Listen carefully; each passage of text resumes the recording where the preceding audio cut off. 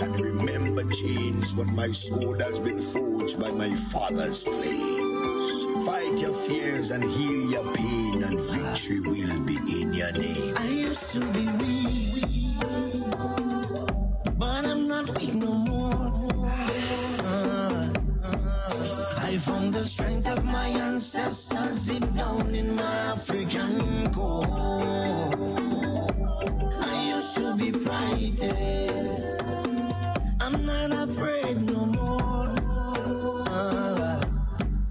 The Father blessed me with the heart of a lion and a warrior soul. So no weapon that form against I shall not prevail. And no man that rise against I, that war they shall never win. Cause I will conquer, oh I will conquer, yes I will conquer them. Come on, let's conquer, oh I will conquer, rise up and conquer them. Tell them no retreat, no surrender. I shall fight till the end of days. I was born as a Makai warrior, and the Almighty God my blade. Fire burn all Satan carrier. Father loose all shackles and chain. This morning first thing as I wake up, King David turns Sam to the brain.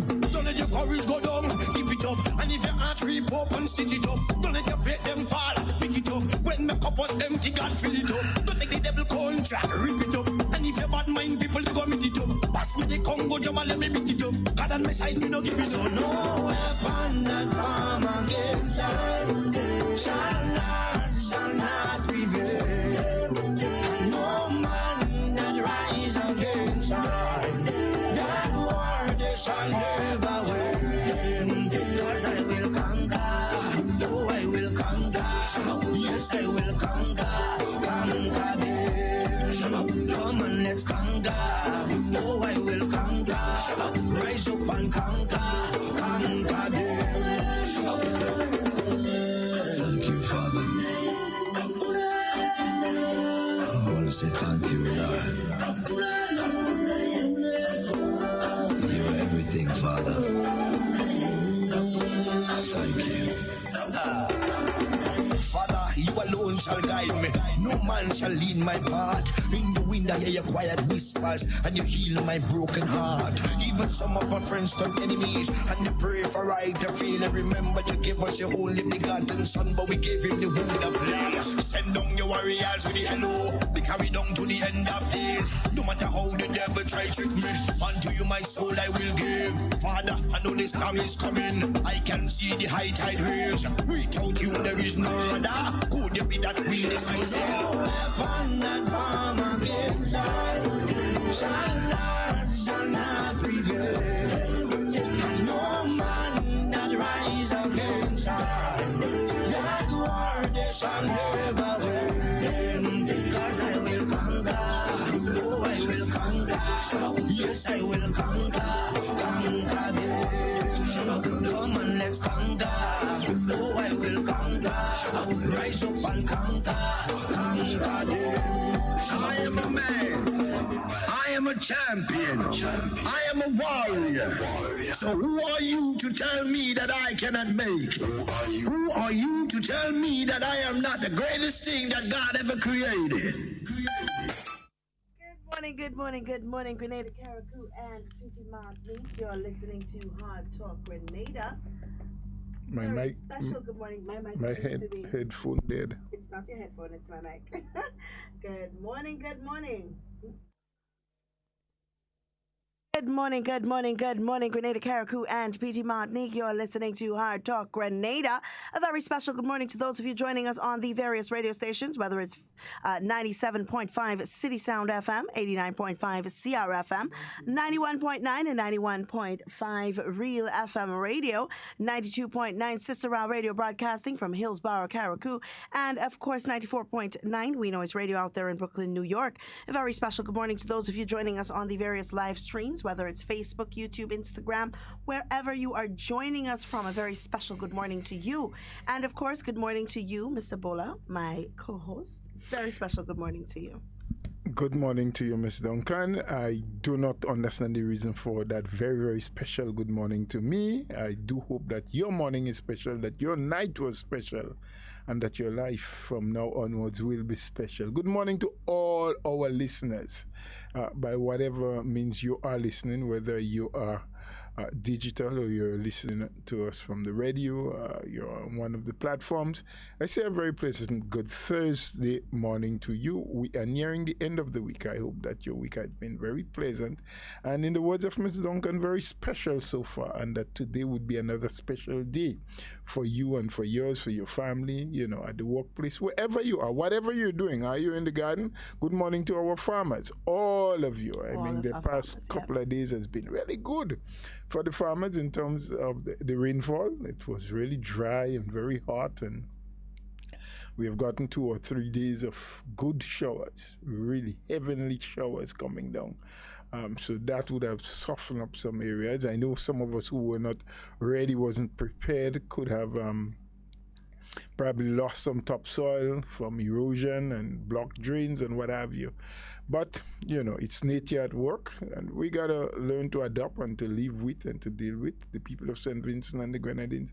We say a very special good morning to you. We understand what is happening. You are going through some tough time, you know, your volcanic eruptions and the COVID-19 problems and the rains, which did not really help as much, but probably in some instances, you know, exacerbated the situation, the already bad situation that you have. But, you know, trust God and continue to pray and do for yourself what you can and for each other, because, you know, sometimes in those circumstances, we only think about, you know, what's happening to me, what's happening to my immediate family. And we fail to turn an eye around to look at our neighbors. It is so important that while we look after self, we think about what's happening to those around us, our neighbors, our friends, even those who we are not so friendly with, because they are all human beings. We are all human beings. We are all expected to share out of the goodness of this world, nature as a whole. Carriacou, Petit Martinique, whichever part of Grenada you are, and of course for those in the diaspora, we say special good Thursday morning to you. Absolutely.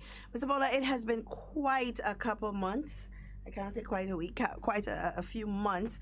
There has been a lot going on. A lot has been circulating in the atmosphere. A lot of things have been said that I'm sure some people wish they could take back by now. And a lot of things are going on. But something that is bothering me just a bit, and I want to appeal to parents as well as teachers. We have been a little bit complacent in the fight against COVID, in terms of what we do as a people, in terms of following the protocols and so on. So I heard the CMO in the post-cabinet briefing. He did make mention of to one of the media personnels, and he said, take your camera and go to St. George. Just take your camera on an ordinary day, go to St. George and start taping. And you would see how many people are walking around without their masks. And it sparked, because I never really paid much attention before, because, you know, we're not really dealing with an outbreak of COVID, so we don't feel like we need to be overly concerned. We've become a very comfortable in moving about and not hearing about people being infected, not hearing about people dying and so on. So we've become quite comfortable, Mr. Bola, with that. But in doing so, we have in ourselves forgotten that we too have to follow the protocols. It has become quite a phenomenon. I walked through town yesterday and it's dawned on me that we really are not wearing our masks. Even on buses and so on, you would see people just not wearing their masks anymore. But further from that, there is a bigger concern. And that concern, Mr. Bola, has to do with the fact that there is apparently a flu going around. Quite a number of children have been afflicted. Quite a number of children have been sent home from schools. Now, I want to say this because it could have simply been COVID. That could have simply been COVID. That flu that is fluttering around in our atmosphere, in our schools, could have simply been COVID. We have had, and most states around the world, most countries around the world have recorded that there has been a decline in the amount of flu infections that they have had because of the protocols, because people are social distancing, sanitizing their hands, wearing their masks. So the transmission of the virus, which is the flu, from person to person has decreased significantly. But as of recently, a number of our students have been coming down with the flu, and that is very concerning because it means that we are dropping the ball somewhere as individuals, and that would attribute to why our children are coming down with the flu. Adults too, but it's more concerning among our children. Well, that is so. I have heard about it. I have heard some parents complaining that, in fact, only this morning on my way down, I gave a lift, a ride, to one lady, and she was saying to me that 2 or 4 youngsters are at home. The younger, not because of the flu, but who fell in school yesterday and got her knee, I think, damaged a little bit. So it's a little swollen and stiff this morning, so she couldn't go. But then she has an elder brother who is in secondary school, but was very well, very left home, very healthy and strong yesterday. Came back home yesterday afternoon with headache and fever, and with a lot of flu-like symptoms. And but I've heard about it. It's not an unusual thing for particular times in the year to have the flu virus going around, which I believe probably is what we have. But also knowing that COVID is very prevalent and has very similar symptoms to the flu. Yeah. Fever and headache, coughing and what have you. I think we need to be even more careful. Yes. And that should concern parents, one, but also the health authorities. Yes. And very early they should move in to as the authentic body, and the people who understands the science of what COVID is and what it can do, as well as would have in-depth experience with dealing with the common cold, as we sometimes call it, or the flu. Right. To take a look. Don't leave anything to chance. Don't think, well, it's a norm. We always have the flu. Yeah, there's nothing to worry about. I think the times are very critical now. The viruses are mutating. I am not in any way suggesting that what the children are coming down with has any relation to COVID, but I don't know. None of us knows, because the symptoms, as we see, they are very, very, very similar. The flu and the COVID. So to delay the fears and to be absolutely certain, we need to do the necessary checks, and meaning, when I say we, meaning the Ministry of Health and the persons that are equipped, knowledgeable and capable of examining the youngsters, of knowing the difference between what is just the ordinary flu, which we are used to, and so. But that also brings to mind the need for parents, for those whose children have not yet become contaminated with the virus or with the flu, as we believe it is, to build up on their children's immune system, giving them some of the minerals or vitamins that they probably normally would take, that would boost the immune system and, of course, make them a lot stronger and not so susceptible to the flu virus. We also need to look at the meals, what they eat, give them more fruits and vegetables to help build and boost the immune system, dark-colored vegetables and bright-colored vegetables to help the immune system to become stronger and more robust, so it can fight whatever infection that comes their way. It is also good to have them practice proper hygiene, reminding them that they should not just touch every surface and then put their hands in the mouth or in the nose. And even when they do, before they eat anything, recess time, lunchtime, what have you, that they make sure that they wash their hands properly with soap and water, or maybe even equip them with some hand sanitizers so they can sanitize as the day goes by. Which is really all of the things that we're supposed to be doing now. All the time. And we understand the school environment. Children will play because children are children. So telling them don't play, maybe you need to tell them be careful, Right. probably keep your distance from someone you see with a runny nose, Right. or that is sneezing, or as we would commonly say, the flu-like symptoms. Not that they shun and scorn people, but try to protect themselves. It is probably necessary now more than ever that they wear their mask, because it may help protect them from breathing in or inhaling the virus for the flu.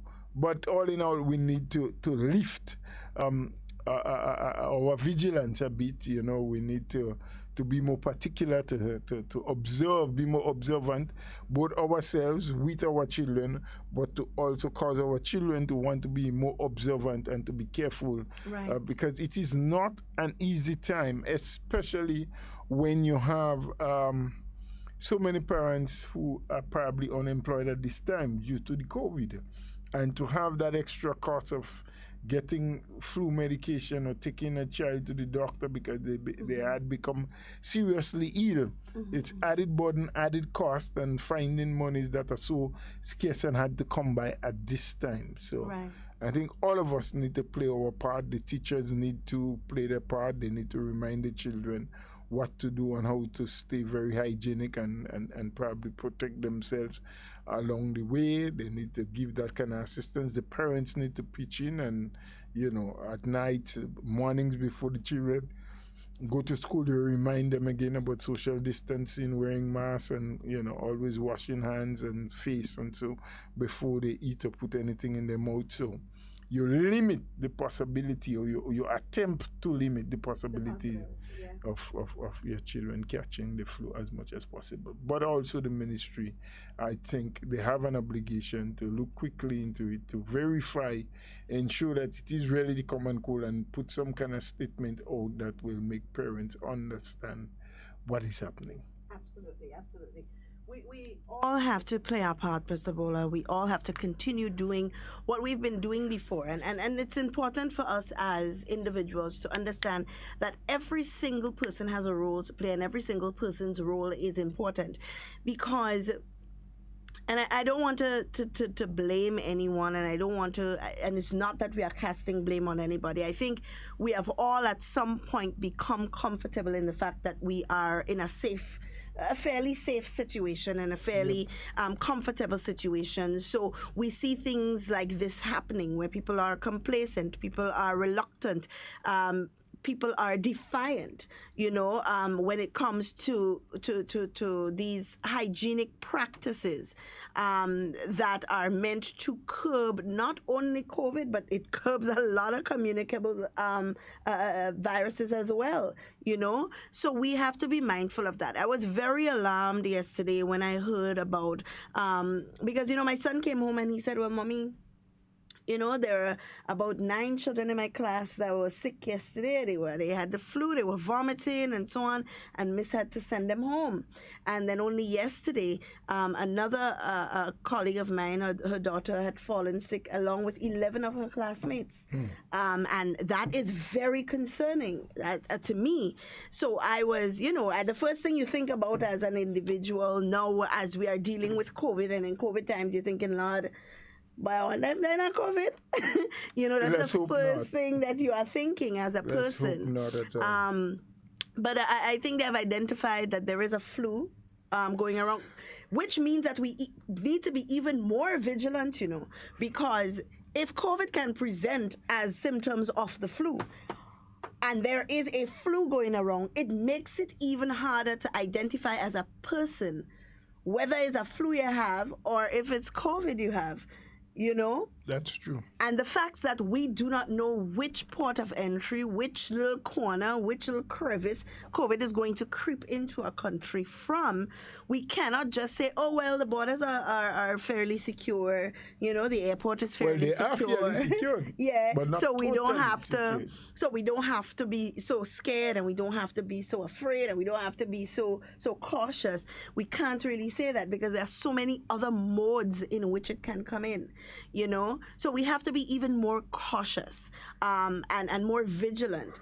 Now that there is a flu circulating, that we monitor our symptoms closely, that we try our best to follow the protocols so that we aren't sharing what we have with others, and that our children are not sharing what they have with us, and we go in and share what we have with other individuals. And it's a cycle. It's as easy as that. As the video we showed yesterday, easy as that it is to get a virus. So I want people to be cognizant of that and to pay attention to what is happening in your surroundings. Do not become comfortable and complacent in the fact that we have not seen the worst of COVID. We hope to never see the worst of COVID. That is my hope for Grenada. But at the same time, in order for that to happen, we must all play our collective parts.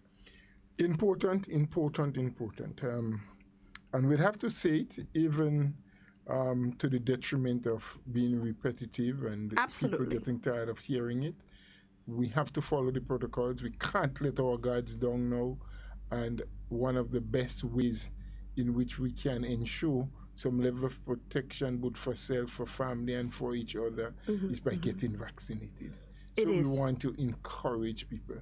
I know today and for tomorrow, they had been there for the past 3 days, I think, at the National Stadium, Carriacou James cricket and not cricket but football and athletic stadium. For those who don't understand where that is close. The building closest to the temporary market where the tents are out there. That side of the stadium. You go and you can get, if it is your first time, your first dose. If you're due for your second, you can go and get your second dose. Because, we may want to listen to or have been listening to a lot that is being said by some people who sometimes have little or no facts or use very little bits and pieces of facts and put a lot of other fictitious information with it, so you read a little piece of fact or they add within it something that is factual, but it is more fictitious than factual. We have to be careful and don't allow ourselves to be fooled or to be used as some medium by which there's theories, those conspiracy theories can be spread. It is important. Vaccines do help. The world over knows it. The WHO says it. The ministry in Grenada, CAFA, the regional bodies, every prime minister, every leader around the world is begging of people. I just don't understand how something, as some people put it, could be so bad and detrimental to human life, and the whole world is clamoring, or the leadership around the world is clamoring. There isn't yet a country that I've heard of where the government of that country has decided to ban the use of vaccination. Yeah. They may have a preference one to the next. They may prefer to get this one as opposed to the other.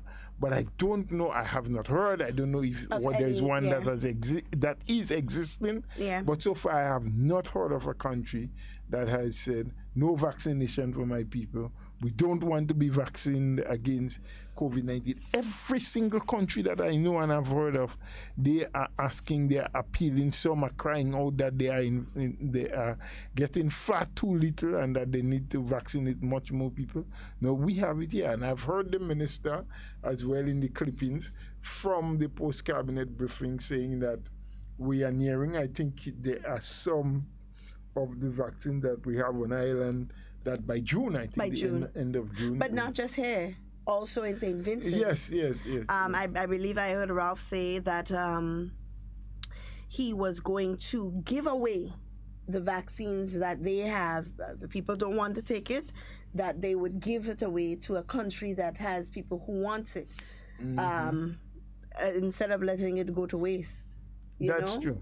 I'm quite sure that India right now would be glad to get back some of those doses to dose some of their people against COVID-19. I'm quite sure that there are people in Trinidad who wished by now that they had vaccinated. As a matter of fact, only yesterday, Trinidad reported 339 new cases of COVID. But not only that, that is not even the most significant part. The most significant part is that the health officials are warning that the country's parallel healthcare system is on the verge of being overwhelmed. Like in Mind you, 4 days. It's only been 4 days. Yeah. They have had 20 deaths in 4 days. Yeah. Their healthcare system is on the verge of being overwhelmed. That is the reality, and Trinidad can be considered a first world country in comparison to Grenada. Yeah. Our health system cannot uptake half the capacity of what the Trinidad and Tobago healthcare system. Right. And after 4 days of lockdown with a renewed sort of outbreak of COVID, they're already looking at the possibility that if things continue along that path and at the rate it is going, their health system can collapse. Yeah. What do you think will happen to Grenada? Absolutely.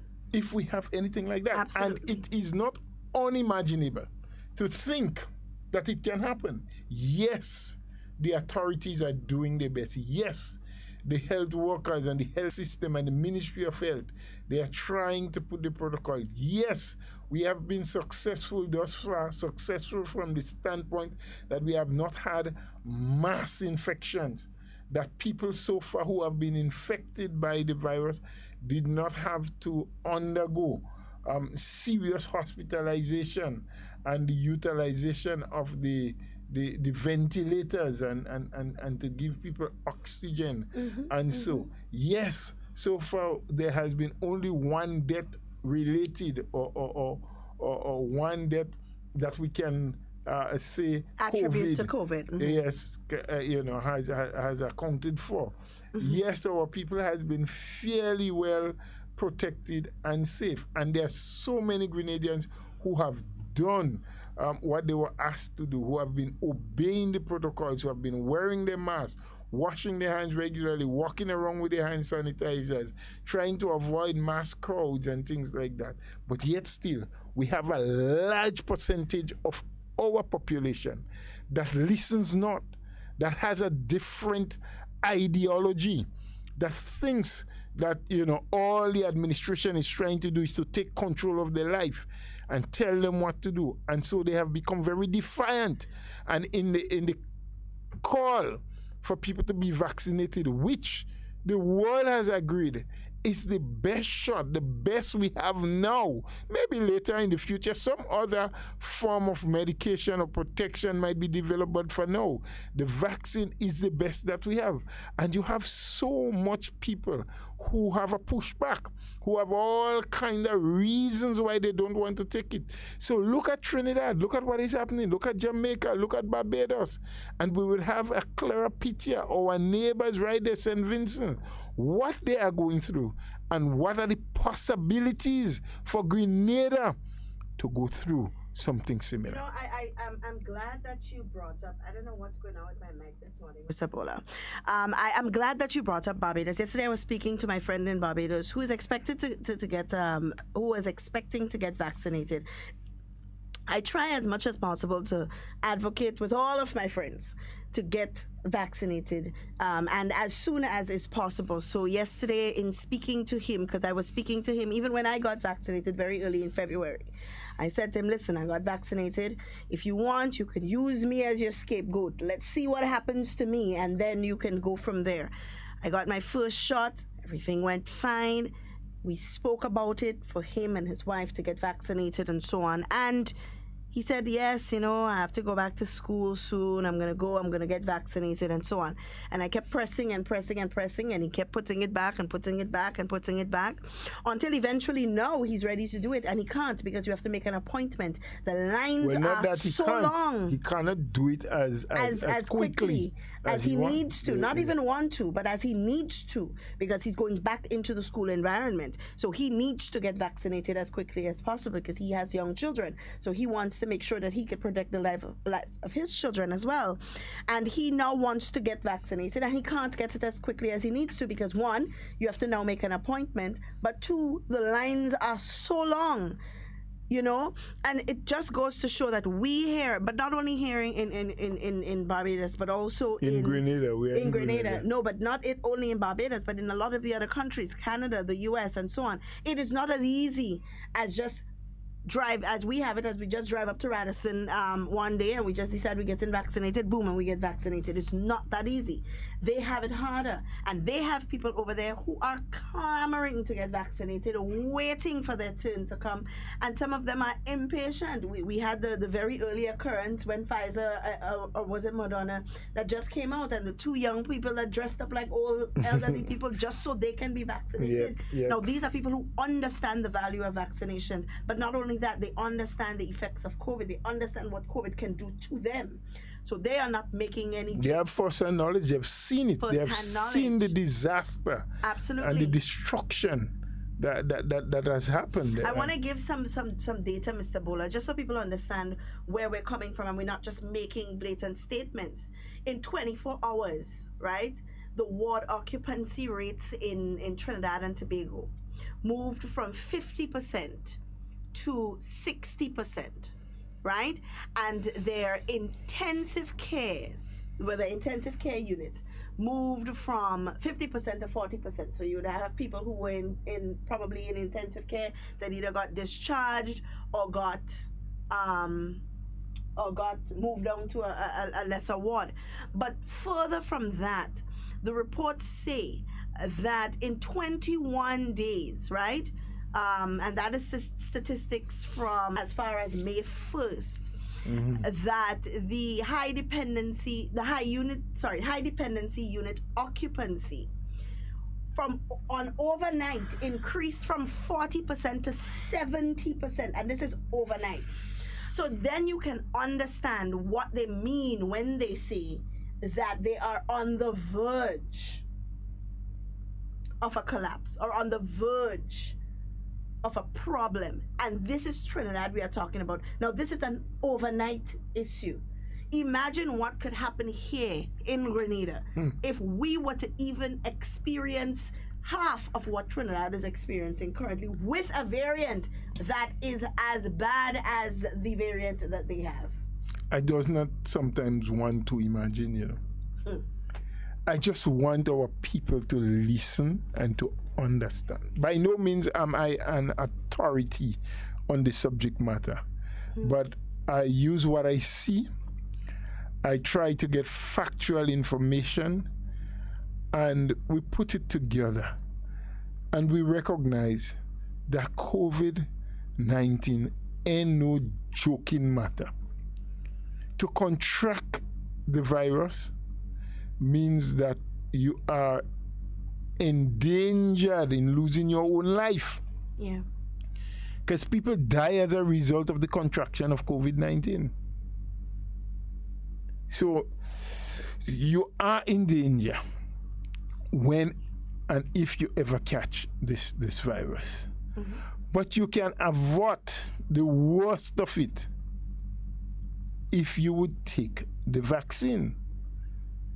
But because the long and short, before you come in, Ms. Duncan, is that the vaccine helps to build and strengthen your immune system so that an attack by the virus after you've been vaccinated on 2 occasions, right, your immune system would have become so strong, your body would have built up greater resistance to the virus.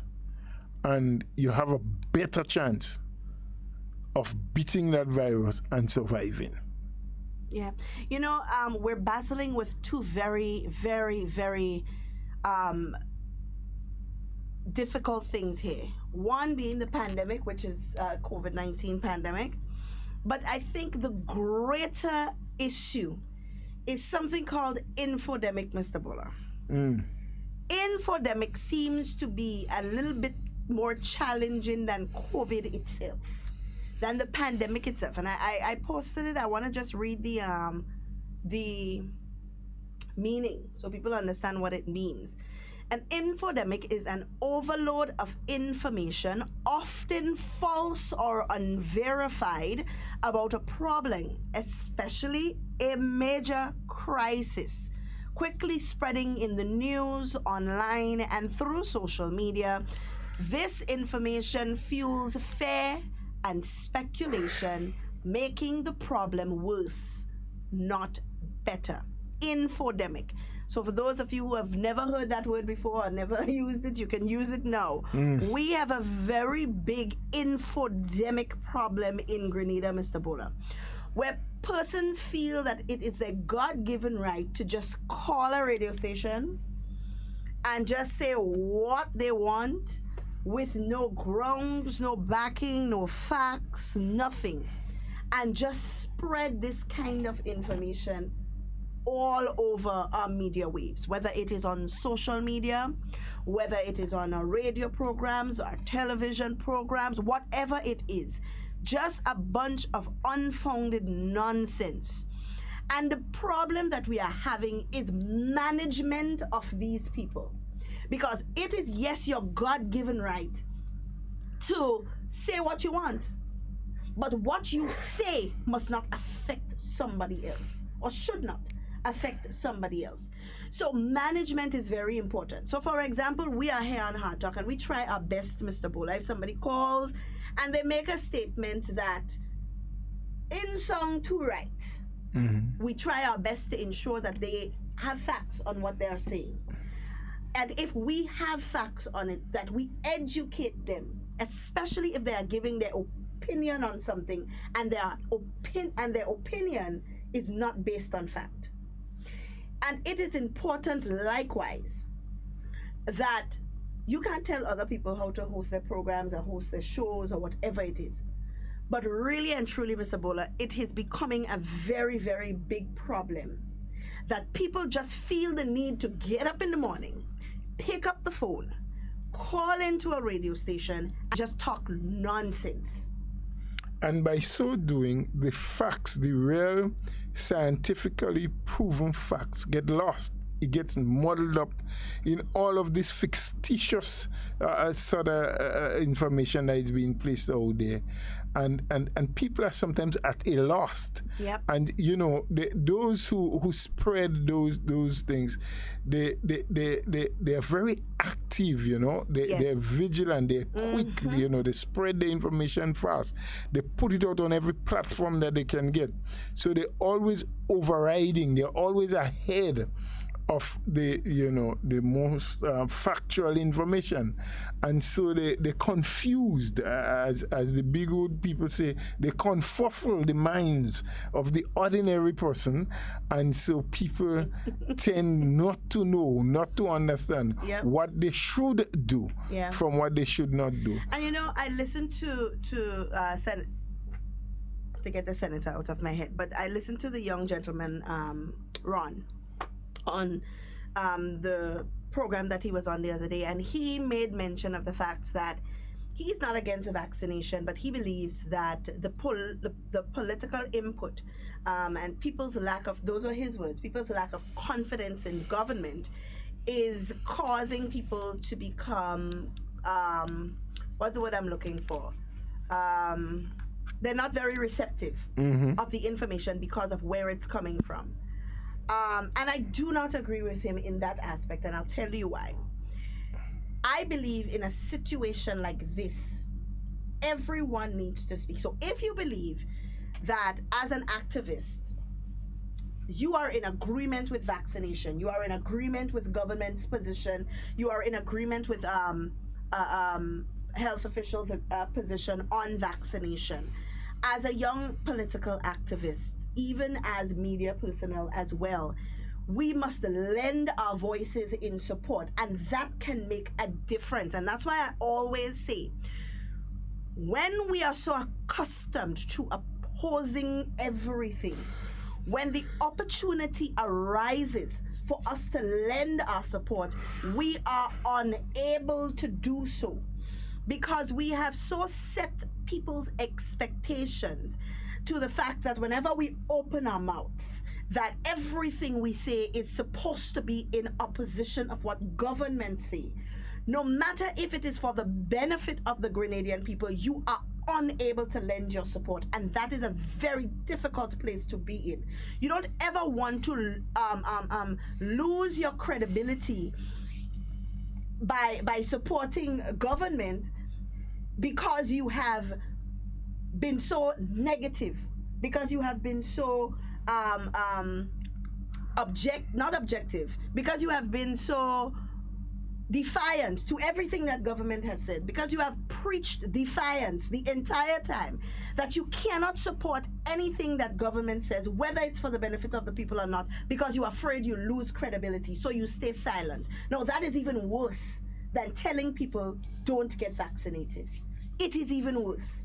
What I would say to the young individual is that there are times in your life when you have to make tough decisions. That's what life is all about. So whether you get a little backlash for it, it is for the betterment of the people of Grenada, Carriacou, and PT Martinique. So come on. At the end of the day, if you feel like people wouldn't listen to government because they have lost faith in what the government is saying, then you lend your voice to government because people have faith in what you're saying, or people have faith in what the opposition is saying, or people have faith in what the unions are saying, or people have faith in what the churches are saying. Whichever way, we must all lend our voices because every voice in this fight is important. I don't know how to stress that enough, Mr. Bola. Every voice is important. Agreed. Every voice is important. But there's something else that we probably need to look at. What is the objective some of these people are trying to achieve? Are they trying to achieve the objective of getting more people vaccinated? Do they really want to see that? As they talk about safety and security for our people, is that what they really want? Or are the utterances meant to create confusion, mistrust, as they say? Because I don't totally agree with that statement. While there are some people who may have the pushback when something comes from government, because they are of the opinion most of the times that when people who are attached politically speaks, they don't always give you all of the facts. The government is the one who must make the first call. But the government along the way has always called for other leaders in society to come out, whether you are in the medical field, whether you are a legal practitioner, or in the religious realm.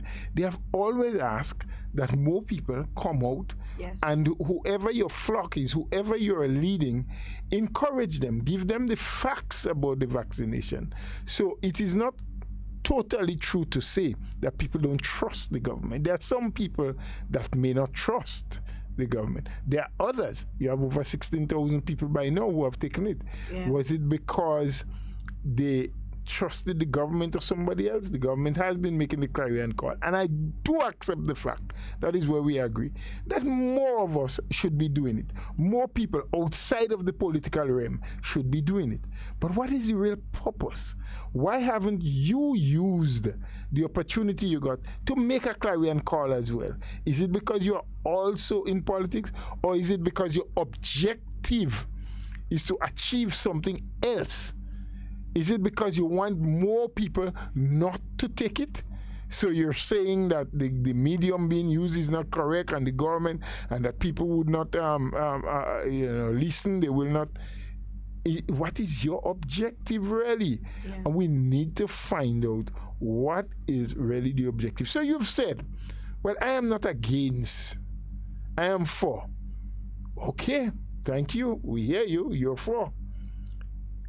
For what? Preach what you're for. Encourage your friends and your followers That's and what advocacy and is. those who would listen to you, because you are a voice of reason from what you're saying. Encourage them so to do. Yeah. You know? And stop playing games, because a lot of us play games, and we don't only play games with COVID and the virus and the need to get vaccine. We don't only play games with that. We play games with a lot of other things. So there you have also the issue, and I'm just switching a little bit. While I believe it is absolutely important to continue to speak about vaccination, the need for us to continue to follow the protocols, to encourage our friends and so to do likewise, to speak to people whom we see going against the protocols because either they are confused or they are fed up or they don't trust, whatever the reason. Right. Let's do our part wherever we can, whenever we can, with whoever we can, as we go along daily. But the whole issue of trying to cloud the judgment of people and to put more items on the table so that people become confused. What is really factual? What is not? What should I do? What shouldn't I do? You have the whole issue of the salary increase. Now, I have been hearing a lot of commentators in more recent times talking about what government should and shouldn't do.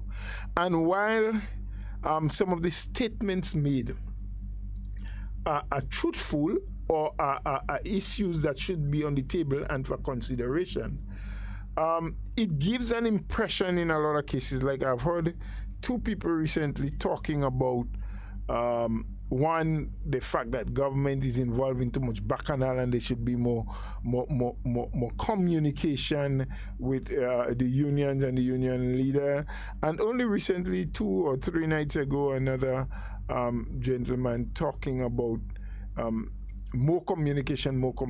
And while I agree in totality, when you listen to the entire statement made by these people who are professionals in what they do and probably means well in what they're saying, but it gives an impression that government has not been having any communication. Right. It gives an impression when you listen to them that this whole issue of 4% salary increase and the industrial actions that we are having just jump out of a box someplace. And the reality is that government has been in constant contact and communication, and many of the things that are being suggested now that government should do have been done before. Yes. And I do agree that we have to use every amicable way or measure that is available to us to bring some sense of justice, if we want to say justice is the word, and I don't really believe justice, but to bring calm and peace to this whole issue of the 4%. You know, it was since in 2020 the discussion started. Yes. About the fact that government may not be in a position. As a matter of fact, when the first bit of dialogue was held, what the government requested of the trade unions when they had called them in for the first bit of dialogue was to forgo. Mm-hmm. You know, we are in a bad place at this time. Can you forgo? And for the people who don't know what forgo means, it means to give it forfeit. Forfeit. To Don't, give don't, it don't so they don't have to pay pay it at all. Right. That's what the government had asked. And it was the trade unions in that meeting, in their communication, who said, listen, we cannot go to our members and tell them they won't be getting the 4% as was promised. Right. So why don't we look at a deferral, meaning delayed? You can't pay it at the time, you see, because we accept, and the unions did say they accept the fact that revenue collections had dropped, that it was a difficult time. That was since in 2020. Right. So it was the unions themselves who said, in fact, the Public Workers Union said, we are prepared there and then around the table to give a 6 months deferral.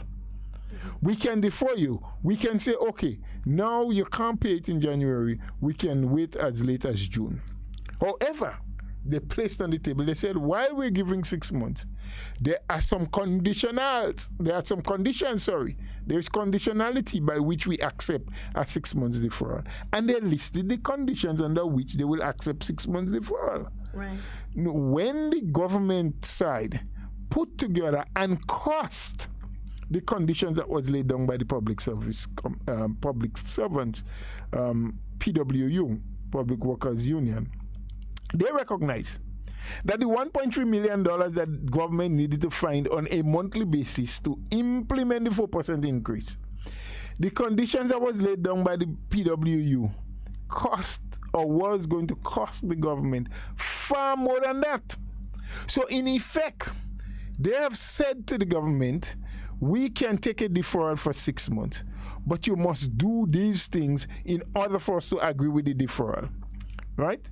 The cost of what they wanted the government to do far outweighs what the increase itself was going to cost. So government simply said, well, listen, if we had that money to do all that you're asking us to do to give us a deferral, it is easier and better for us to just pay the 4% than to do all of those things. So really and truly, you're not giving a deferral. You are trying to tie our feet because we are not in a position to pay you right now. It's like you owe a guy $5,000. You owe someone $5,000. And you gave them a time by which you were going to pay, or you would start the payment. And you recognize that your business was not doing as good as it was. You were not making the kind of collection. Business wasn't running well. So you went to the person and said, hey, I know I have to pay you. I acknowledge that. We have a signed agreement, but here's my situation. These are my predicaments. I won't be able. So what can you do for me? And the person said to you, well, that's fine, I understand that you wouldn't have it. So I can wait another year before you pay me. But in the meantime, you must give me $500 every month then. Mm-hmm. For the next 12 months while I wait for that $5,000 you owe me. But if you have to pay $5,000 a month and then still pay the $5,000 at the end of the year, you would actually pay the person $6,000 by the end of the year and still owe them $5,000. It was a situation like that with the Public Workers Union. We can take a 6 months deferral, but you must do XYZ. And the XYZ was going to cost more than what? Right. Paying the actual 4%. 4%. Mm-hmm. The teachers union, on the other hand, said at that meeting that, look, we cannot make a decision as to what we do now. We must first go back to our membership and let them tell us what is it they prefer to do. They agree to do. Okay? So government took that. So when people say government must dialogue with, they must have communication with, it gives an impression as though there has never been communication. Mm-hmm. So that movement went forward and backward. The negotiating team went to cabinet, then came back and said, look, we can't accept the conditions you gave, but here's what we can do. Understanding that you would need your money, we have an obligation to pay. However, we can't give you a date now, but we are prepared to sit with you on a quarterly basis. Every 3 months, get the Ministry of Finance involved, let them come, let us give an account, let them show what it is we have collected and how we have spent what was collected and where we are and whether we are in a position where we can implement at a certain time full 4%, or if not the full 4, but maybe 2 for a start and down the line. However, whatever you had to get from January and you did not get it, whenever the implementation comes, you will get your back pay. And they have been, in fact, 2 or 3 Fridays ago is when they had that first presentation from the Ministry of Finance, where the unions went in and sat, or at least the teachers union, I know for a fact, went in, sat with the government negotiating team and listened to a presentation from Finance. So there have been communication. Now, I would accept that more communication, other players can come into it. We can see who else may be able to massage the egos of those who feel that they must go out into the street and demonstrate and refuse to teach the children and to break up the flow of teaching for children and so forth. And if we can find an amicable way, a non-confrontational way to deal with, if we can find other players who can get them to accept and to understand that, yes, it is your money, you don't have to fight for it. Government acknowledge that you must get it, that they owe you, and they will give it to you. They just do not have it now. And then you hear some other people, and probably sadly so too, because they do not have an understanding of the workings of government and how government raise revenue. And you listen to some of the talk shows and so on. And these are people who I believe are sometimes genuine about what they're saying. Oh boy, they don't like the confusion, they don't like the, the marching and the government should just pay. And sometimes they say the Prime Minister should just pay them. Well, of course, he should. The Prime Minister and the government is not holding back payment because they don't want to, or they want the people to get, or they want to spite anyone. Government is just not in a position. They don't have that money to pay it now. So genuinely, when you say, well, government should pay, just give them the money and let that thing stop now. But Mr. Bola, also, I did hear in the march that they have, the President General for Technical and Allied Workers Union, he made mention of something that I found very troubling. One of the reporters, I believe, asked him, and I'm not quoting verbatim, but asked him something along the lines of, do you believe that government is in a position to pay? And they're just not paying. And he said, yes. Well, when we go around the island and we see how many projects are happening, and then we see that government wants to give monies here and give monies there, we are saying that government just is showing us that they would just want to do what they want to do with their money. Now, I look at this differently. I look at this from the standpoint of, one, that is a statement that you never, as a union leader, want to make, because it means that you are saying that government should take jobs from one set of people in order to give another set of people more. So as a union leader, it's a very irresponsible statement to make, first of all. But secondly, it brings to mind a very troubling issue, a situation where you believe that your right to more supersedes someone else's right to survive.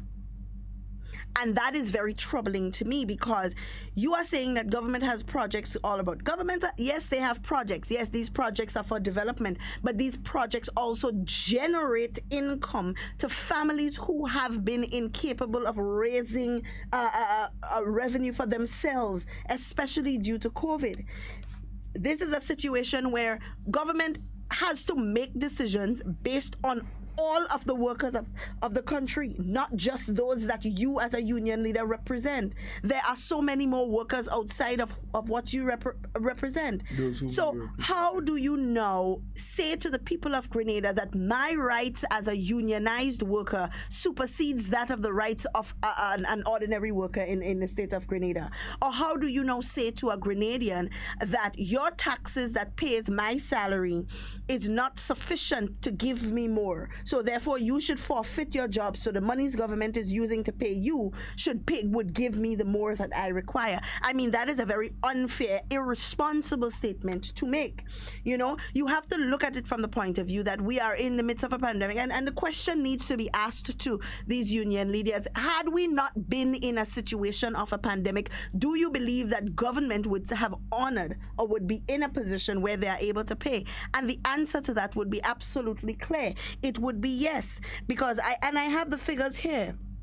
For the people who are unaware, or the people who are pretending to be unaware and saying that this government is not a government for the people, in 2008 to 2013, 0% increase was given to any public worker within the state of Grenada, Carriacou, and PT Martinique. In the period of 2013 to 2016, a 2% and 4% one-off payment of up to $1,000 was given to workers within the state of Grenada, Carriacou under this administration. In 2017 to 2019, a total of 10% was given to workers.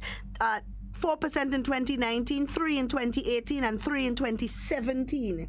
And in 2020, 4% was given. So how can you say that? And this is coming out of a recession. This is coming out of a situation where the country was in serious debt, 108% of GDP.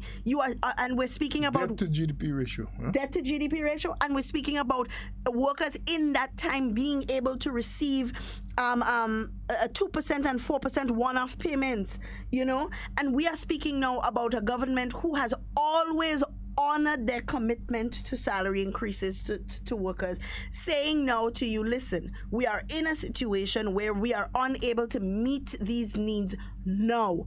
We will pay, but we just can't do it right now, and we need you to understand. I do not see what is unreasonable in that. Well, you and I may not see.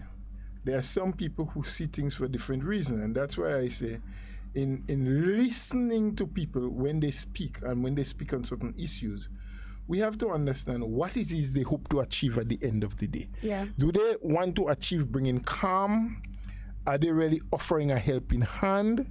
Or are they trying to justify something that do not need justification? So I want to read to you, as you said that, Mr. Bola, something that just came out of the Grenada Union of Teachers. And I want us to apply the same question to this statement.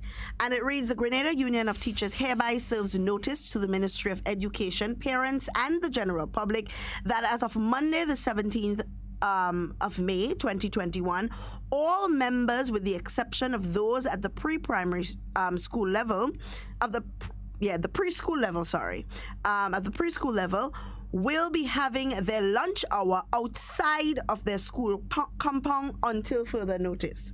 It further reads, the right to 1 hour lunch is enshrined in the Employment Act, Part 5, Section 41, which speaks to the meal intervals that states, no employer shall require an employee, subject to subsection 2, and I need to find out, probably I'll find what subsection 2 speaks about. But anyway, subject to subsection 2, to work for more than 5 hours continuously without a meal interval of no less than 1 hour, or any such period as may be agreed upon, to perform any work duties during his meal interval without the consent of the employee.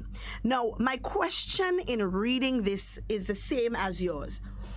In doing something like this, what do you hope to achieve? To me as an individual and as a parent, as a Grenadian, as a citizen, because it's for the general public and for parents. So as a parent, I will tell you what I perceive this to be. I perceive this to be teachers are going to say they're not working during lunch hour, which is their right, fine. But the undertone in this speaks to me and says, I am not watching your children within that hour, so whatever happens to them happens. Hopefully it frustrates you enough to speak out on our behalf. That is what it says to me as a parent. I don't know what it will say to you, but that's what it says to me. Well, I mean, different people may have different interpretation to that statement. And in this statement, as was printed, the labor laws and whatever other contractual arrangement that was signed does give that right to your hour lunch. Yes? And they're putting the ministry and the parents on notice. So it means, one, that the ministry may have to devise some other means to see to it that some level of protection or oversight is being taken or being done during the luncheon hour, which should most times be 12 to 1 for teachers. But it also speaks to the fact that to me, that there is not a lack of understanding of what is happening presently with government and their finances. It is just another means to say, we don't care what you tell us. We are going to do everything to frustrate the process, to frustrate those involved in the process. Yes. So you will come to the point. And you can hear the frustration in the voice of some people already. Like I said, you listen to some of the talk show programs and some people calling and they say, well, I mean, the Prime Minister should just pay them teachers their money and let all these things stop. Of course, I believe he should pay. Of course, he said he will pay. And I honestly believe that the government wants to pay. The fact is, how will they pay if there is not the money so to do? And the only reason, and this question has been asked to them over and over again, and they keep saying, oh, well, look, they're giving money to this place, and look, they're giving money to that place, and look, they're having projects all over the place. So when you ask the question, Mr. Bolo, where is the money going to come from to give you what you want, they are clearly telling us where they want the money to come from. They want us to take bread out of the mouths of other Grenadians to put into their hands. That is what they are saying to us. Well, they have said it many times. They've said, get rid of the Imani. They have said some of the social programs that are now operating should be cut. Put less money for house repair for poor and vulnerable people. Don't give any monthly subvention or whatever the little thing that government has been giving to the poor and vulnerable. They have said, the unions and the workers have said it clearly. My thing is, and I think what a lot of us should ask ourselves, is it fair? And we have said that many times on this program, that the unions have a right to seek what they believe is best for the workers they represent. Government has an obligation to every citizen of this land. Absolutely. Not just those who work. And then there is the impression that some people again get that, well, the teachers or the public servants, and again, as I say teachers and I say public servants, there are those who believe that it is only the teaching profession, only teachers that are supposed to get an increase, and not understanding that it is the entire public service.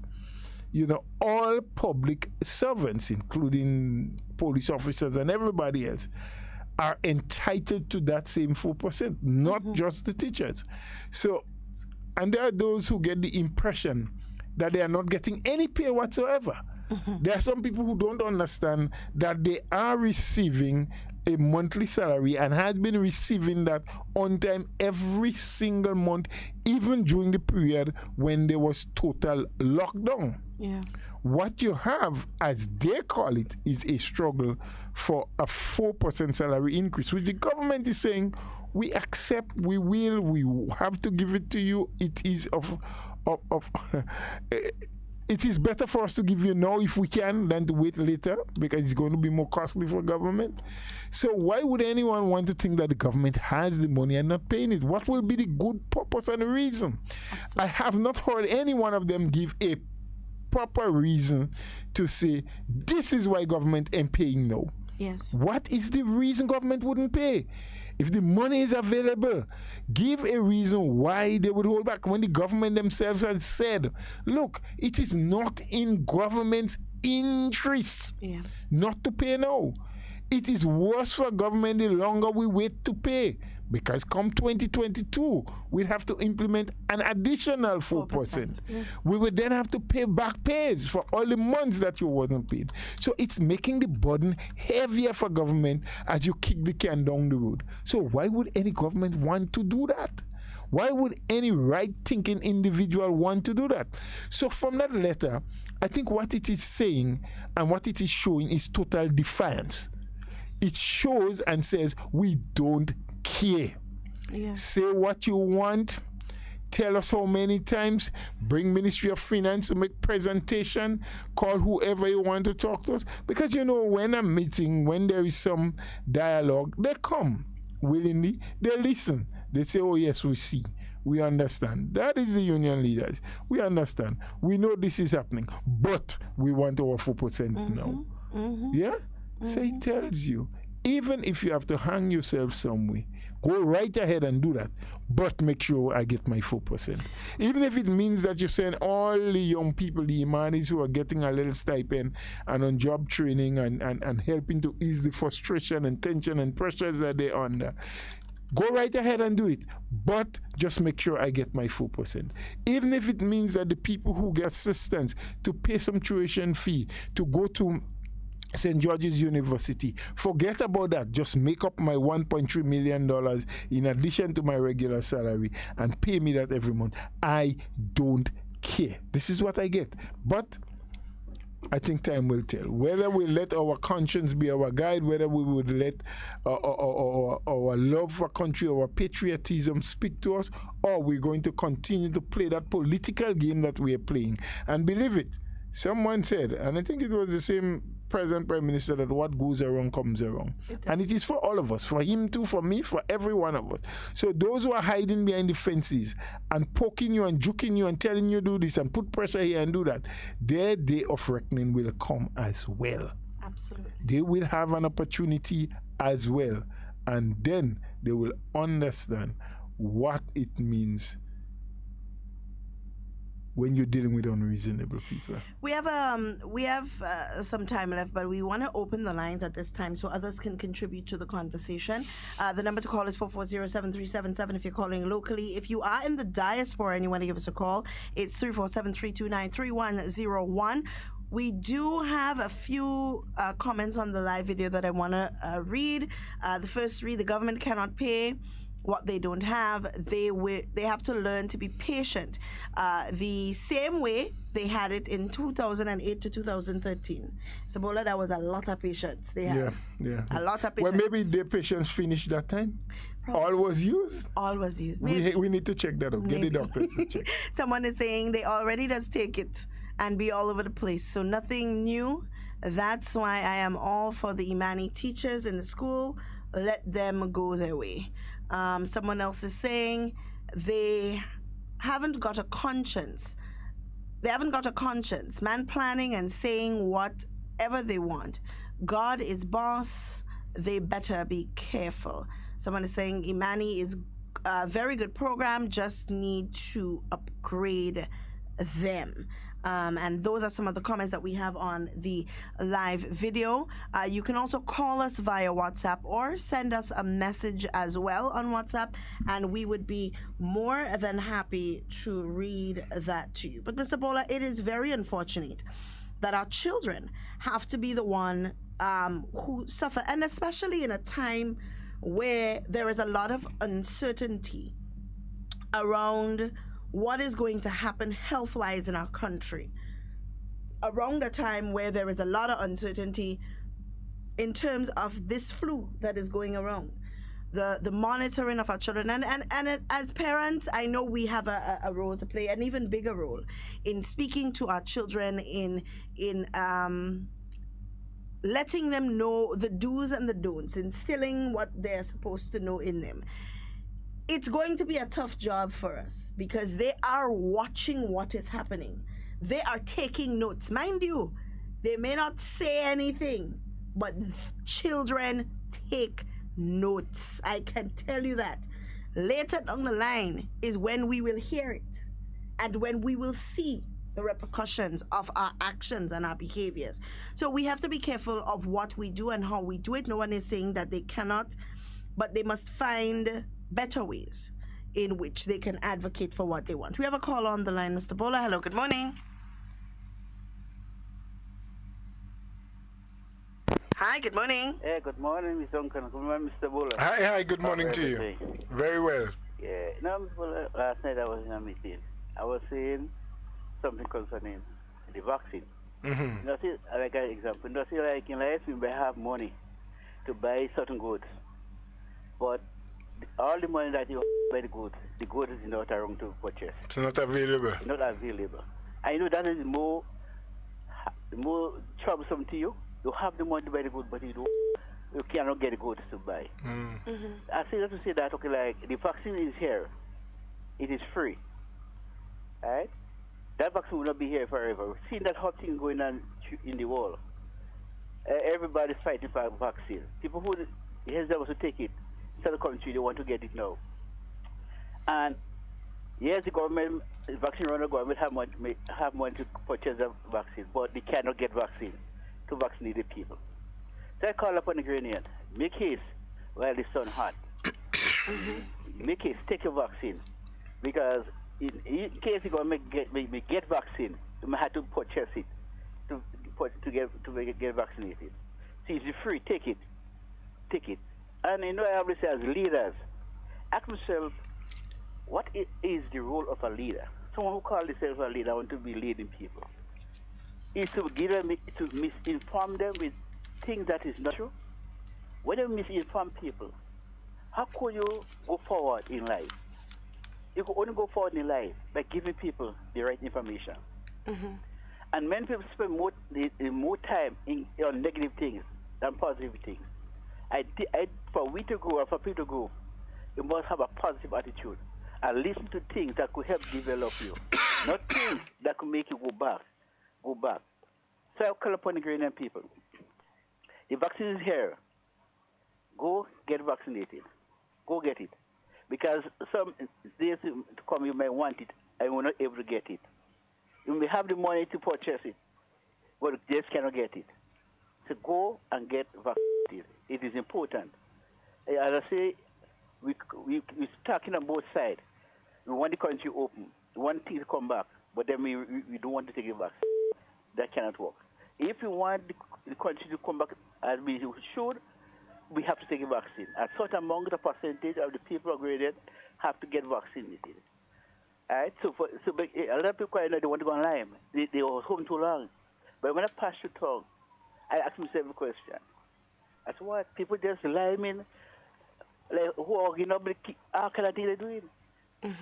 What could you, and then you want to go back home to your relative. You know the person that you hung up, the person who's close by, if they had the virus, you don't know that. So I call upon Grenada to get vaccinated, protect yourself, because you have a family and you go back home. I always say in life, as parents, we are there to protect our children. And if we love our children, we have to protect them from evil, protect them from everything that will come upon them to bring sickness upon them. So Ms. Duncan, Mr. Bola, you all have a wonderful day. God bless you all. All right, thank you. Be good now, and we are grateful for your contribution as per usual. The numbers are, and we have another caller. We do have another caller on the line.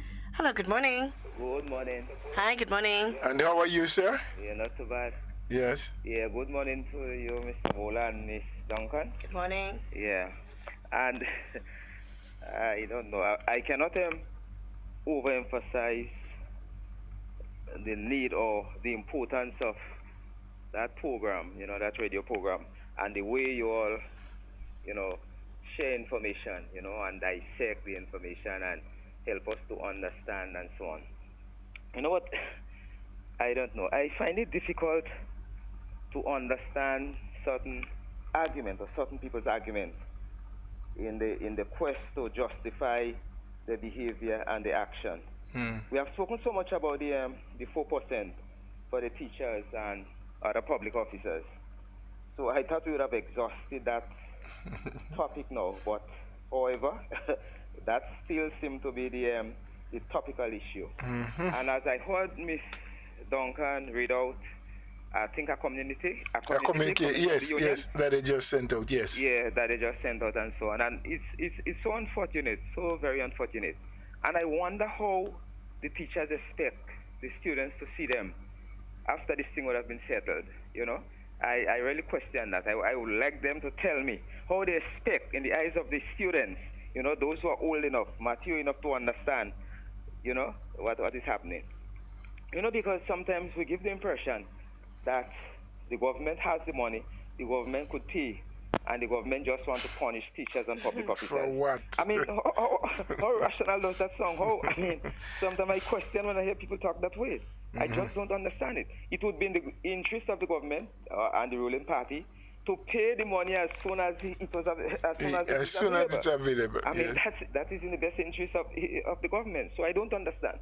But disappointingly, beyond the headlines on Monday, the guests on that program, and 3 of them, I think, claim to have economic background and so on. Mm-hmm. And the argument I heard on this program, I mean, I was amazed because they are claiming that the government could pay and the government should pay, and teachers should increase the protest, the struggle. But did they say how? Did they identify the areas where the money can come from? No. And that's the problem. All they did was to point out some projects and capital projects, and but that's what I'm saying. You're talking about you having economic background, and you're comparing to a capital expense with a recurrent expense, and they know that is almost that. Well, it's not impossible, but it's a recipe for disaster. It's a recipe for disaster.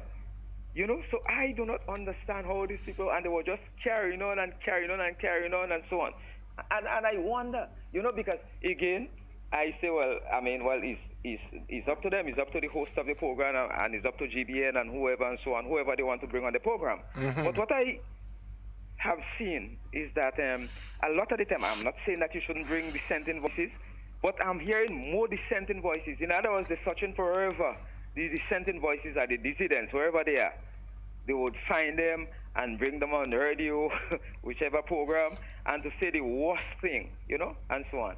But also, on Monday, during Monday morning, they have the analyst, one of their own member of staff, was speaking to, he was the guest to the host of the To The Point program.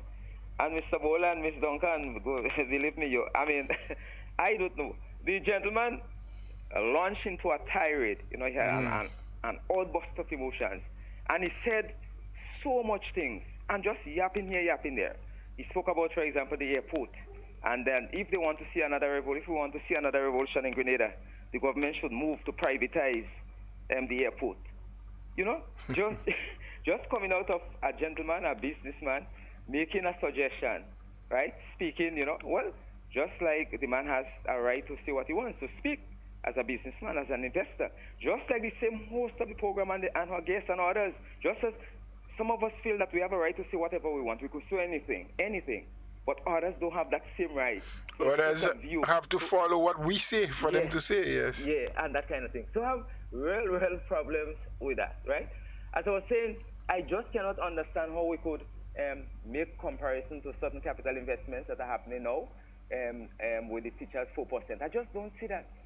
So the gentleman, one of the journalists and one of the announcers on GBN, Mr. Carriacou, Augustine, I have to call his name, was comparing. He didn't call the former Minister of Foreign Affairs by name, but I know who he was referring to, and I think everybody knows. While he lobbied in the past, and he kept always calling for the lifting of the economic and trade embargo against Cuba, why don't he call on the government to do the same, to lift the 4% embargo on teachers and public officers? And I listened to that, and I said, these are the people that speaking to the public. This is all the time, you know. This is the analyst. That's the same man. Just to come in a little bit, when the government paid WRB for the shares, as they had to do because the court ordered that they should, that's the same man who said, and I listened to him, and I still have copies. Well, it's there. The copies are there, where he said that Grenlec and WRB was doing an excellent job. They had no problem with them, and government have a record of not being able to run institutions properly. And why are they so interested in buying back? But that's the gentleman now who is saying, if government just even come up with an idea to privatize or put the airport under private, he was claiming then that privatization was the best thing for Grenlec. Right? And government should never get involved. But now somebody's suggesting that privatization is good for the airport. I'm not saying that government is considering it. No, he wants to die and fight a revolution. Total contradiction. So what are you saying to people when you speak? Total contradiction. These guys are so controversial, so contradictory, is a shame. So contradictory. They contradict themselves all the time. You know, when I heard that revolution, if they only consider, if they only think of privatizing, they would see another revolution. Sometimes I laugh. And all of that, and started saying all sorts of crazy things. Another thing, I recall in the past, that same gentleman hosting programs, and some of his callers, some of his, people who participate in his program, call him and say, man, sometimes you must take things more serious, you're laughing too much. And the man continue laughing and making a whole set of fun. But on Monday, I heard him bashing Dr. Mitchell for laughing too much, laughing before you answer journalists' questions and what have you and what have you. Sometimes I wonder, No, but that tells you one thing, and I've made that point before, but just as you raise it again, let me make it. It doesn't matter what is done by the New National Party and by Dr. Mitchell. Anything they do, they will find fault. They will oppose. So he laughs before he answers the journalist. That is wrong. Yeah. He puts a vex face. Yeah. Every time you see the man, he vex. Yeah. You buy back going like government shouldn't get involved in that. What? Somebody suggests that you privatize the airport. That is the wrong thing. We go fight revolution. So it tells you what the objective is. The objective is to see the back of the government to get rid of Dr. Mitchell and his party or the party that is in office, and that is all they will do by whatever means necessary, whether they have to use the teachers to do it, whether they have to create strife, and whether they have to stab some people. They don't care. The ultimate goal for them is to get rid of NNP. So it's time that we get to know that. So my appeal to our people, don't be fooled. You have to listen to what these people are saying and dissect it and try to make sense of what they are saying. And should come to the conclusion that they are in no position, and for those who they are backing, to govern this country. It means clearly to me that they don't have an understanding. They have a little understanding as to how a country is run. It's how, how the resources of a country have been managed. I don't think they understand that at all. So they, as you say, they are trying to get rid of the NNP, see the back of the NNP and maybe Dr. Mitchell at any cost. But at any cost. I mean, come on, at the expense of the country, it doesn't matter to you. Can you imagine? It doesn't matter to you. Then again, they were talking about, because they use all excuses, trust and confidence, and in terms of with the COVID, right? And I must say that Tuesday gone, I second dose. In fact, congratulations. It should have been since last week, but there was a change in the time and I wasn't informed. So, okay. Yeah, however, I had my second shot on Tuesday.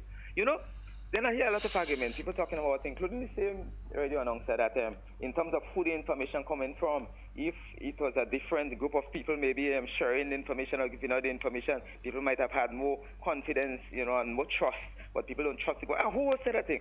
Tell me something, and I ask the question, who should be in a better position, right, than the Ministry of Health to provide health information to the nation as it relates to a vaccine or medication and so on? I believe, in my humble opinion, the Ministry of Health, right, is the best government department to share information with us, right, including the Minister of Health and other persons who they might bring on the panel, because you have a COVID committee comprised of medical doctors and other persons who they think could, have information, who could share, could be, part of the whole thing. So I don't know. So we make excuses. Mr. Bola, it doesn't matter who the information coming from. If somebody who I don't know, somebody who is not friendly to me, and I'm going down the road there, and we're crossing path, and I see the person running past me or coming towards me, and drop hints that, listen, there's some danger ahead there. So because I don't know that person, or we're not on terms, I wouldn't heed what the person told me. I mean, that's a good way to think about it. I wouldn't heed what the person said. If you understand the point. So sometimes we make all kind of excuses, why we should not, why that shouldn't be, or why people are not responding. I am encouraging my people to, as I say, to look to the authentic source. Look to the fountainhead to get information. Don't just pick up information here, there, and everywhere. I'm being bombarded because of a few chats, and people delight, a lot of us delight in negative information, in the sexy news, sexy information, and send me all kind of things, and I tell them, listen, I'm not interested in that. I know that. I say, listen, I would, concerning health matters, I would go to a medical doctor, I would listen to the scientists, because these people who would have conducted the studies and the research and so on, I would go to a contract or a bill of somebody to put it into my health, and so on. So that is very important. So you have to look to the rightful source, and don't listen to anybody who do not have the information and whose intent or intention is to mislead and to misinform. Look at the situation in India. Look at, as you all said, Trinidad.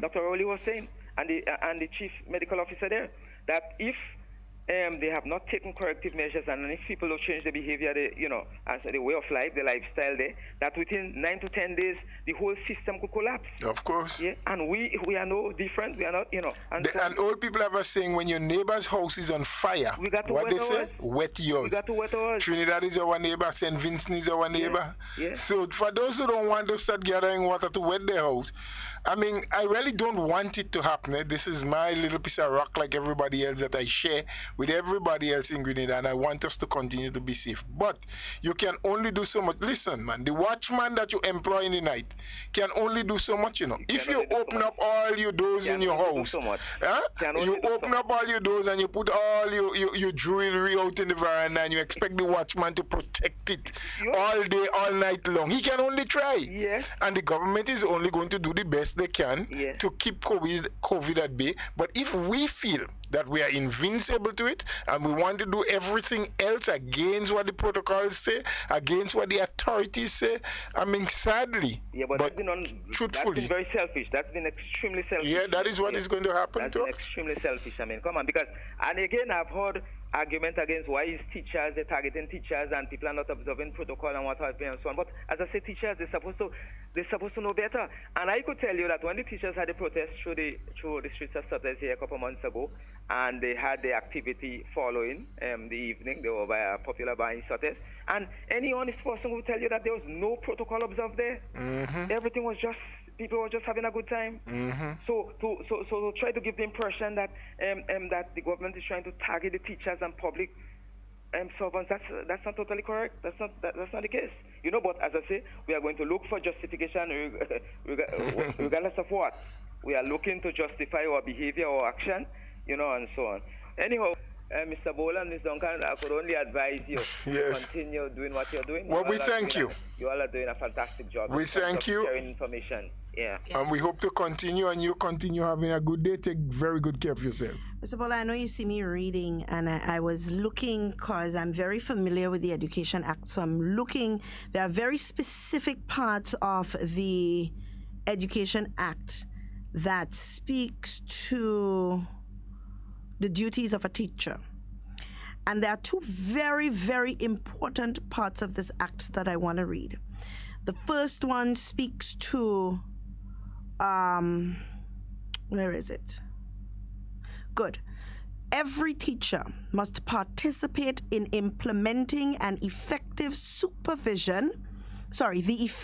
implementing the effective supervision of students during school hours and the security of the building of the institution and their contents and of the institution grounds. And I want to read that again. And this is part of the Education Act. This is the bylaws that guide the teaching profession. And it reads again, and I want to make it very clear. Participate in implementing the effective supervision of students during school hours and the security of the building of the institution and their contents and of the institution grounds. So basically, it is not saying that the teacher themselves must sit and monitor, but they must make sure that a plan is in place. So by all means, if you guys want to take your lunch hour and not do any work during that time, go ahead, fine. But make sure that the students are properly supervised within that time.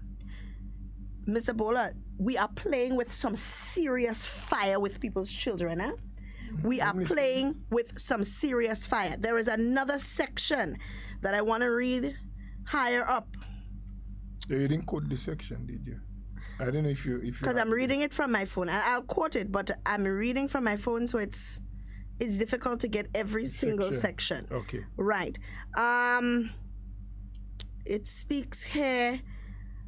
Good. Duties of a teacher, Section 128, Division 2. It reads, every teacher in an educational institution must encourage the... No, that's not the one I want to read. While you're trying to find Let's take the call on the line, yes. There's a call on the Hello, good morning. Good morning, Miss Duncan. Good morning. And good morning, Mr. Bola. Good morning to you, sir. Mr. Bola and Miss Duncan, listen to this. the government, as far as based on my understanding, is the government position is clear, Yes. and we know what the position of the GUT teachers are. Now, the question I want to ask you that I'm not too familiar with is, what is the position of the other unions involved? Why they have not taken any negative and destabilizing action like the GUT? Well, I am not absolutely sure. Like I mentioned before, if you have heard the program earlier on, when the government approached since last year the unions to say, look, this is the economic situation, this is how our finances are, and we don't believe we'll be in a position to pay looking forward as to how the economy is running. So we ask that you forego. The Public Workers Union was the first to say, we can't forego, but we are prepared to give you a 6 months deferral. But however, they had laid certain conditions under which you will give the deferral. Conditions that was even more costly than the 4% itself. The teachers union then said, well, we need to go back to our membership. We can't say what we can do. We can't say deferral or forego. And they went back to the membership and later said, well, no, we don't agree. We want our money now. So it appears to me that just on that basis, and I don't know what may have transpired thereafter, but it appears to me from that basis that the other unions and well, the police officers who have to get their increase as well, they are no longer in a union, but they have what they call a staff association, so the police negotiate for themselves. They too understand and agree, yes, we want our money. Every public servant want the 4%. I want every public servant to get the 4%. But some of them said, look, we understand. Because as we had explained in a different program, it is the public servants who collects and make up the books and understand and see, so government can't hide from them. The few ministers that are there cannot say, well, we have $10 when it's $20 that is in the kitty. Because it is the public servants, the accountants in Inland Revenue, in the Treasury, as we call it, differences, the Accountant General and his staff. They are the ones who on a daily basis, the custom officers. They know what they collect daily. They understand what the payroll is monthly. They know what the accumulative amount is at the end of the month. They know what the surpluses are. They know what goes into capital, what goes into... So they understand everything. So listen. Yes. So what you're saying is that this kind of information, financial information, government cannot hide it. No, it can't be hidden from the public servant. It can be probably hidden from an ordinary citizen who don't understand, but it is the public servants who deal with the book. Have you ever seen a minister anywhere collecting money and giving receipts on behalf of government? No. Have you ever seen in any place where they pay money, whether it is the end of month payment to the seniors, the seed payment, whatever it is where some payment is made, that ministers are there handing out checks? No, man. No, it's no, always no. the public servant. The ministers, they make policies, they don't implement it. Okay, now, let me grab here quick. Now, Mr. Boland, Ms. Duncan, vaccination. Now, based on my understanding, that's the only thing we know that can minimize death, sickness, and hospitalization. You know, it's not a cure. We know it have a lot to do with our immune system, and we also know what we can eat and drink to build up our immune system. But listen to this part, God forbid that our worst nightmare come true, Mr. Boland, Ms. Duncan, and our system becomes overload. The question I want to ask here is, should priority, that's my opinion here. I believe, I'm not asking the question, I'm saying that priority should be given to people who would have taken either the first or second dose, whereby ventilation would only be provided to such persons, inclusive of medication. Mr. Boland, Ms. Duncan, I believe we should give people the necessary assistance they need so they could fulfill their dream. You must remember that was these folks' personal decision. It's unfair to deny me the first choice and give it to one that never wanted to be part of the solution. I thank you for the time. You're welcome. Well, I really can't respond now. It will take a while to what that caller has said. That's your opinion, as you say, but just quickly, I don't believe the system operates that way. Yeah. Mr. Bola, we have a lot of comments on the live video and also on the WhatsApp. I want to take some time to read them, but I want to read this And you section. don't have much time. And we don't have much time. This section of the... So, callers, please hold. We'll have to take the rest of your calls tomorrow. We're sorry about that. So, go ahead, read that. And this section of the Education Act that reads, it is the duty of every teacher to conduct him or herself in public or private as to not bring the teaching profession into disrepute. Let me read it again. It is the duty of every teacher to conduct him or herself in the public or in private as to not bring bring the teaching profession into disrepute. It also goes further to read, a teacher at an educational institution must discharge the duties lawfully assigned by the principal of the institution. But then it further goes to read, where no rules exist, a teacher must act according to his or her conscience to achieve a professional standard of conduct in setting a good example for students. It also reads, every teacher of every educational institution must encourage students in the pursuit of learning to teach them diligently and faithfully. Good.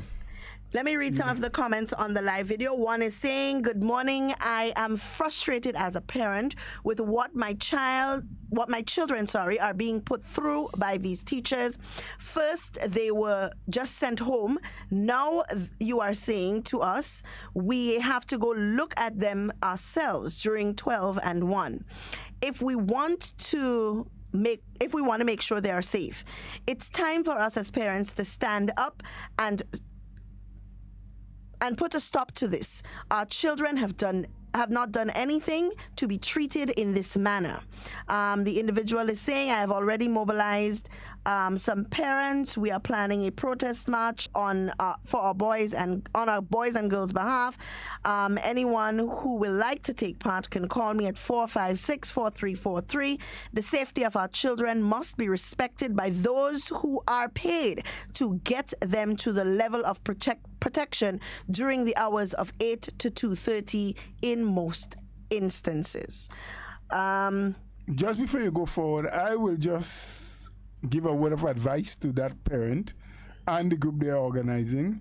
I would say your first approach should be try and dialogue with the teachers. Try to have some communication. Try to put some sense into them before you go into a protest, because it will just mean tit for tat. You protesting, I could protest too. Yeah. You do this, I could do that too. Two wrongs don't make a right. And I'm not saying you are wrong to organize or to seek the best interests of your children. I'm just saying, let us, like I said earlier, let us see what more amicable ways we can get.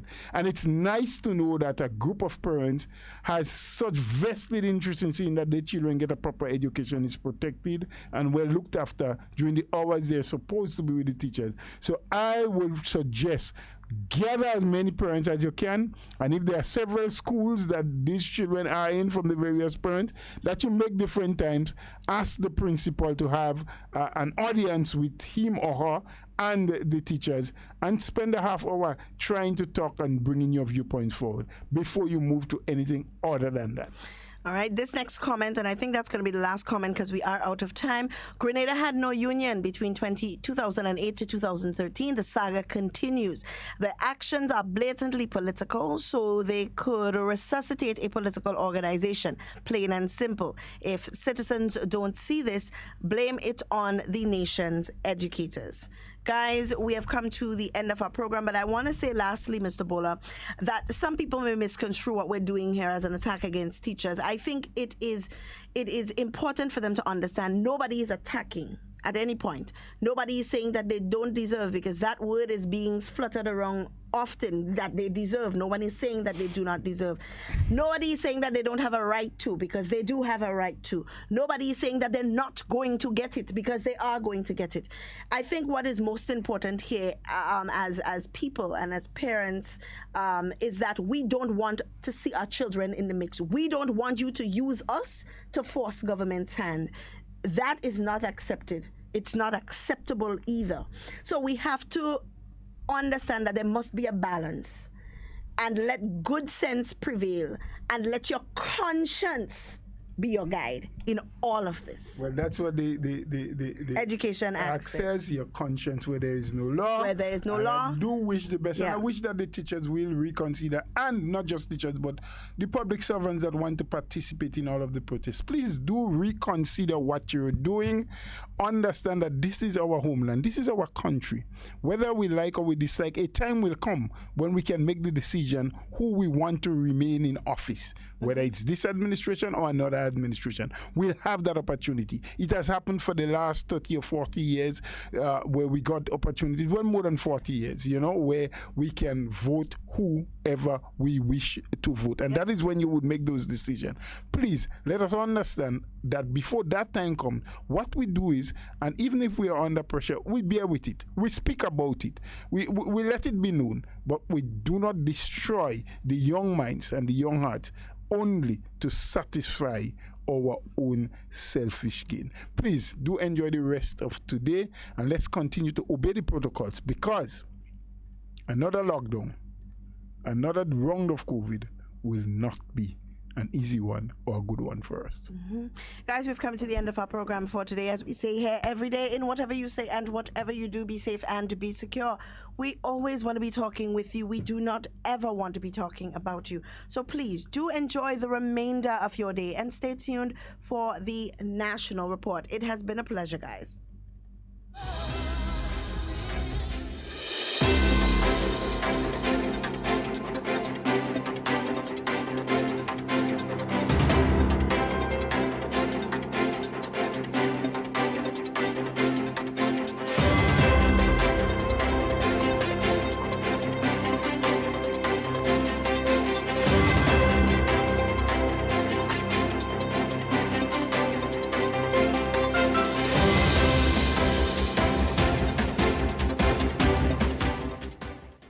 209 received second AstraZeneca dose at Grenada James Athletic Stadium on Wednesday as the Ministry of Health continues its vaccination drive. We'll have details to this story and more in the National Report.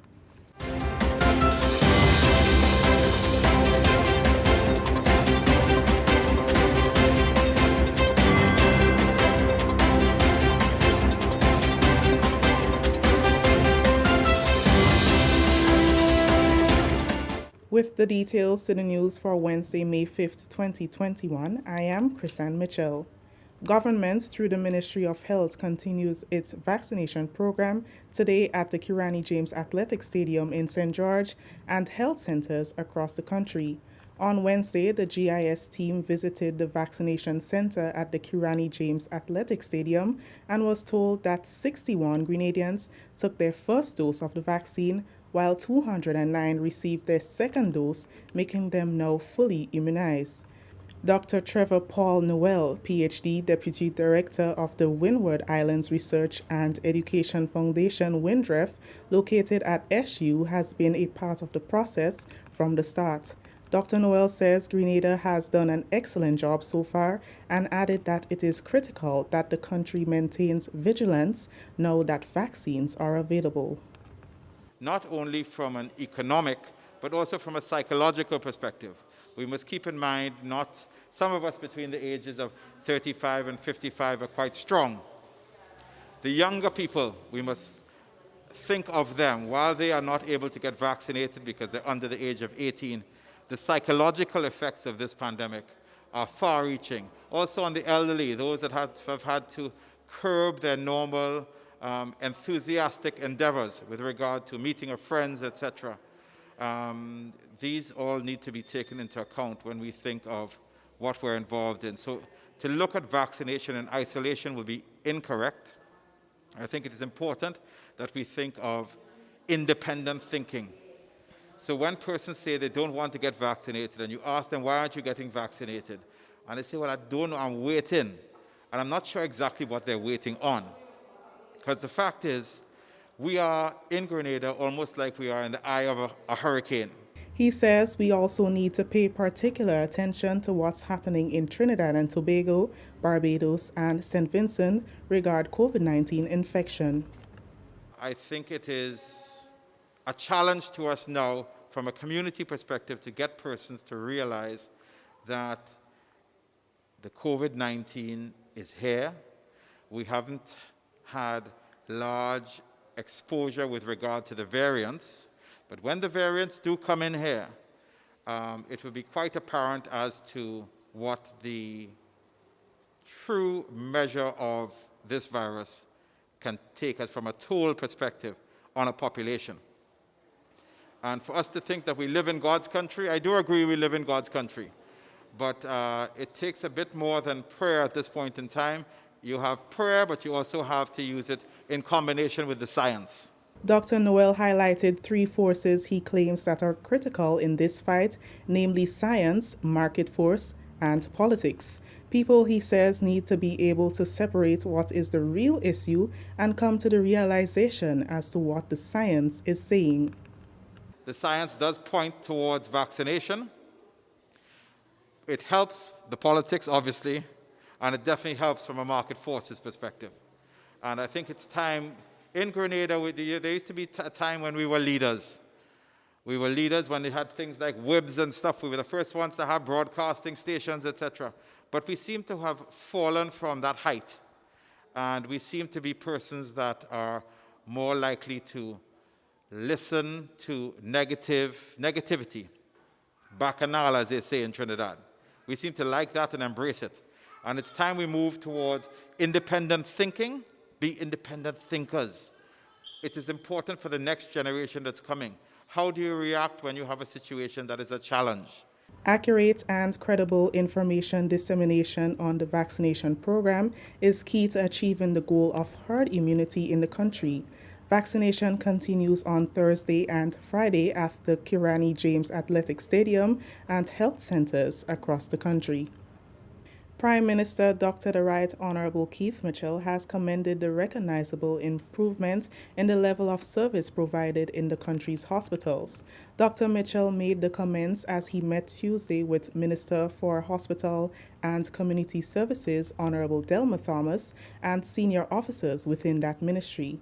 Speaking against the backdrop of the separation of hospital and community services from the general health portfolio, Dr. Mitchell said the move was innovative and transformational and has yielded positive results. He said, and I quote, "Since the introduction of this initiative, I can feel the difference. There is evidence of significant change, and I must commend you for that. We are far from being perfect, but the reality is that people are happy to see the change as it shows that government is listening to their complaints. We must continue to work on the weaknesses that exist and bring about further improvement," unquote.